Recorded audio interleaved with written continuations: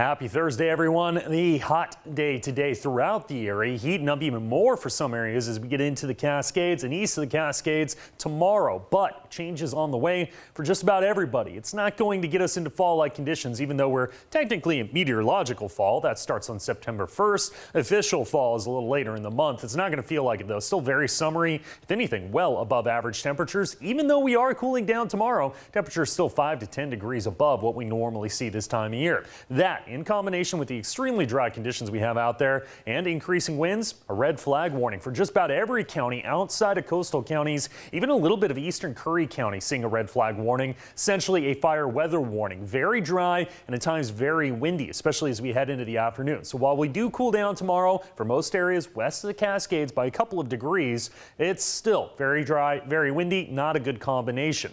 Even cooler, but on the lighter, breezier side as we go Saturday into Sunday. Saturday looking like a fairly nice day. That is outside of the smoke and haze, which we're likely to see more of as we head over the next few days. Back to hot, dry, and breezy for a good part of next week. There's a little cool down towards Tuesday, Wednesday, but winds are increasing there as well. For the coast, a lot going on. Increasing clouds, some smoke, some fog, and even some patchy drizzle for the coast tonight into tomorrow. We'll continue with that for tomorrow, and 50s and 60s for your lows and your highs. Air quality alert for much of Curry County due to the smoke from the Rum Creek fire. In the West Valley, smoke and haze will continue. Red flag warning, though, very dry conditions. That's also known as a fire weather warning. That's through 11 p.m. Friday because northwest winds 10 to 15 miles per hour, dry conditions, gusty winds, and some of those wind gusts 25, potentially 30 miles per hour at higher elevations. East of the Cascades, this is one focus area for the red flag warning. Some of those wind gusts up to 35 miles per hour, but higher elevations could see wind gusts up to 50 miles per hour or more. Temperatures in the mid to upper 90s. Usually you're in about the mid 80s this time of year. It's very, very hot for what we normally see as we head into the first week of September. Speaking of the first week of September, smoky skies likely to continue. That air quality alert is until further notice,